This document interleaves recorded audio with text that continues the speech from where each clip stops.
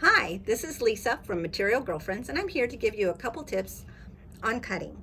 First of all, you're going to want to press all of the wrinkles out of your fabrics, and especially that center crease down the center line. If you're going to be doing any sewing on the diagonal, you're also going to want to use some spray starch or some clear sizing. This will help the fabric from doing that little stretch that happens when you're sewing with the bias. Next, you're going to want to line up your salvages. Now when you line up your salvages and then you smooth it out,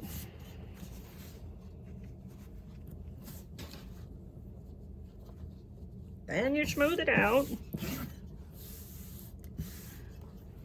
you see how it's not really laying flat at the end? So you're going to want to adjust your salvages until that lays nice and flat.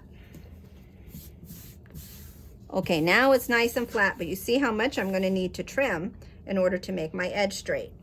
So the next step is then lining up those salvages on one of the lines of your ruler. Now when you're choosing your ruler, you need to remember small rulers for small cuts, big rulers for big cuts, and we're going to be doing a big cut. So now that your fabric is lined on your mat, we're going to line up your ruler with your lines on the mat. I'm going to waste less fabric and do it right here. Ooh, that's barely a sliver. Okay. My tendency is to use the spider hold because I learned incorrectly when I was learning how to quilt. You're going to want to remember to leave a flat hand. The next tip is to anchor your pinky on the outside of your ruler, and then be sure you keep your other digits out of the way of the rotary blade. When you're cutting, make sure that you have a nice sharp blade.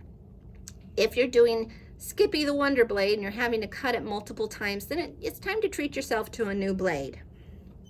When you're cutting, you're going to slide that blade to the edge of your ruler before it is on the fabric, and then you're going to cut once away from your body. Without moving that ruler, you'll pull that little piece aside and make sure that it didn't cut nice and clean. So now you have a straight edge. So the rest of it, we're going to move around our fabric. And now you really don't have to line it up on the mat anymore because we're going to be using our ruler for cutting. Now this strip that I'm cutting is actually going to be for my binding.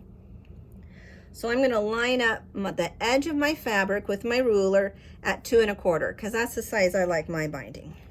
Again, I'm going to use the flat of my hand, anchor my pinky.